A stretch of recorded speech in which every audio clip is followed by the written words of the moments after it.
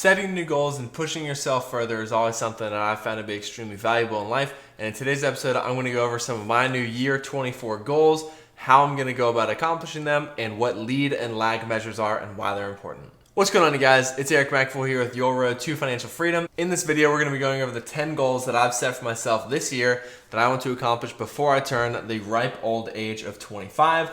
What they are and what some lead and lag measures are, why they're important, and how to utilize them for when you're setting your own personal goals. Setting goals just in general is something that I found extremely motivational for myself to ensure that I'm always pushing myself and working to better myself and work harder in life versus just being complacent and being okay with where I am. I always want to be continually improving, moving forward, pushing myself, and the like. With that, my birthday was this past October 9th. And I have set myself 10 goals that I want to accomplish prior to October 8th, 2021 in my year 24 on Earth. So let's get right into it. Goal number 1, I want to generate $300,000 worth of revenue this year. Quick note, guys, that is revenue, not necessarily profit.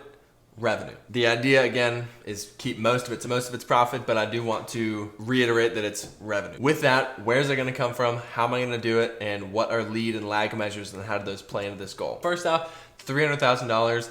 The main places that I foresee it coming from are going to be my job, my rental real estate, potentially flipping homes, side hustles, and my side gigs such as YouTube, podcasting, and affiliate marketing that I ideally eventually get into this year. With that, guys, one thing I see a lot, and it's something I'm guilty of myself, is people set their lag measure goals, which is something like generate $300,000 or lose 5 pounds this week or something like that. And the issue with that is you can't necessarily control the end product.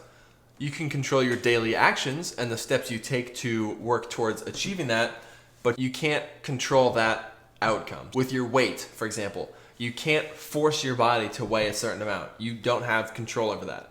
But you do have control over your diet, your exercise, your sleep, your nutrition, all that kind of stuff. So instead of setting the goal of I want to lose 5 pounds this month, or this week, or whatever it is, you can say, I want to set the goal of walking 10,000 steps a day, being on point with my diet, working out 4 days a week, getting 8 hours of sleep. Those are your lead measures because those come first. So they lead, and then your lag measures follow up because they're lagging behind. Your lag measure could be losing 5 pounds of weight or generating $300,000. So for my lead measures for my 300 grand in revenue, a couple of them, especially related to my job, are I need to close 2 contracts per week.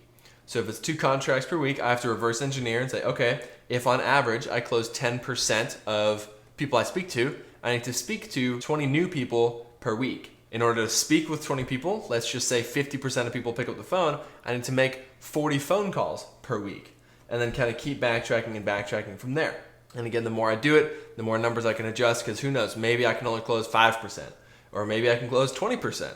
And so you're continually adjusting your lead measures to get you to accomplish that lag measure goal. That's goal number 1, is my $300,000 in revenue. Goal number 2, this one's one of my most favorite. By the end of this year, I want to have my C8 Corvette purchased, ready to go. With this caveat, I cannot pay for this C8 Corvette with my earned income. That's a rule I set for myself. Theoretically, yes, I could, but I don't want to. I want an asset to pay for it. In my mind, I want rental properties or an apartment complex or something that I can purchase this year to pay for my C8 Corvette. That's one of the goals, and let's reverse engineer that one again real quick. Let's just say ballpark numbers. The C8 Corvette is going to be $1,500 per month. And let's just say per door, when it comes to rental properties, I make $150 per door per month. I need 10 doors. So then how do I go about doing that? Do I buy 2 fourplexes and a duplex? Do I buy a 10-unit apartment complex? Do I buy an 8-unit apartment complex and a duplex? I don't know. That's something I'm working on. This is a relatively challenging goal for me to fully figure out as far as generating the $1,500 in rental income as quickly as possible. I do want to slowly get into the smaller multifamily space, like a 6, 8, 12, 15, 20 unit apartment complex. grow and learn from there. Ideally, if I could have that, pay for my C8, that'd be perfect. That's goal number 2. Goal number 3, I want to have 25,000 subscribers on YouTube. With this goal, I cannot control how many people actually subscribe, but what I can control is how much I promote it, the quality of content I put out, how much engagement I do with other producers, how much outreach I do, and all that kind of stuff. That's another goal. And with that kind of coinciding, it is another goal on this list, is I want to have YouTube make me money, and I want it to turn into an income stream for me. The number I've set for myself for that is I want YouTube to make me at least $500 a month, and that's just a nice number that I thought sounded good, so that's kind of the goal I set, and we will go with that. Goal number 4, as many of you guys know, I'm not a winter person. I do not like the cold weather, and it's November. So it's gonna start getting pretty cold here, and I'm not really about that. Goal number 4 is I wanna have a property in St. Pete, Florida, that I can live in and rent out and make money from. Ideally, what I wanna do is buy a duplex, triplex, or fourplex, live in one of the units, rent out the other ones, and then when I'm not there, because I do wanna live in Greenville and St. Pete, when I'm not there, toss out an Airbnb and make some additional money that way. Goal number 5, I want to purchase my RV. This has been a huge goal of mine. I've always dreamed of being able to travel the country, work remotely, or live on passive income or what have you. So this goal is I want to purchase my RV prior to October 9th, 2021. And with this, I'm looking at like a C-class RV, and I want to kind of like a rundown one. And then I want to fix up the inside, make it look super, super cute, take it on road trips, whether it be a 4-day weekend or a 2-month stint out west, whatever it may be. I want to have the RV to be able to go do that and pursue that travel itch that I have. Goal number 6. This goal is not new. I set this goal every single year, but this goal is I want to max out my IRA for the year. This one, again, it's just $6,000 in your IRA. If you're struggling with maybe saving up that much money, go check out the video on how to save your first $1,000. That one's gonna be super helpful to get you on the track towards saving your money. And then once you've got that $1,000 saved, or $2,000 or $3,000 saved, you can then turn that money into invested money through opening up an IRA. And if you need help with opening your IRA, go check out the video up over here on how to retire a millionaire. That one will walk you through step-by-step how to open up your IRA and how to invest into it. Goal number 7, I wanna have $25,000 cash ready to go at all times to deploy into something. Ideally, I'll have the ability to have more, but if I have any more than that, I want it to be invested into something, whether it be real estate, my IRA, a business, whatever it is. I want to take that money and put it into something so that it can grow for me. But I do want to have $25,000 cash at all times as an emergency fund, as a backup, as a rainy day fund, or what have you. But just have that security blanket, helps me sleep at night, and just knowing that I've got that in my back pocket. Because when it comes to living expenses, for me, on the high end, that will cover me for 2 years. That's 2 years if I did not work a day that money would cover me for. With that, just knowing that I have that security blanket is a huge mental relief. That's why I have that goal for myself. Alrighty guys, goal number 8. By the end of year 24 for me, I wanna have 5 solid streams of income. And when I say solid, I simply mean I want that income stream to make me at least $500 a month, because $500 at 5 income streams is $2,500 a month.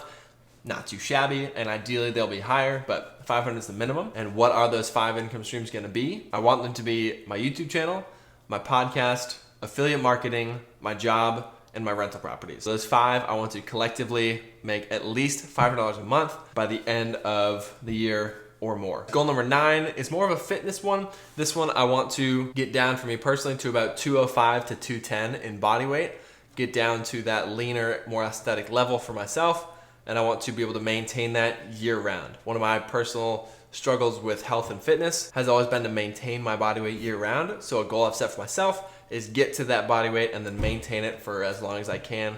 And sure, I'll have some days where I fluctuate a little bit higher, but as long as I'm within that range and I'm there comfortably and I'm enjoying it, that's what's most important to me. And then last but not least, guys, goal number 10 is I want to be able to visit my family at least once a month. My family still all lives up in New England and then also over in New York. And I'm down here in South Carolina and then hopefully soon to be Florida. So I'm getting even further south and further away from them.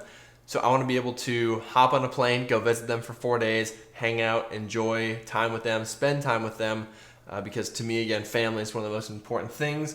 And they're also a big motivator for why I want to be successful in the long run. So I think being able to see them and spend time with them is just hugely beneficial. and it's one of the most important things to me in life. I set the goal if I want to be able to visit my family at least once a month, every single month. So guys, there you have it. Those are my 10 goals for this year, year 24. I do have some other additional little side ones or smaller ones, but those are the 10 main big goals that I've set for myself. Comment down below, what are some goals you've set for yourself in the past, or what are some goals you have upcoming this year for you maybe, or that you're gonna set for 2021, or maybe you just had a birthday or something, you set something for yourself recently. What are some of those goals? Let me know in the comment section below. Don't forget to hit that like button, subscribe, and I'll see you guys in the next episode.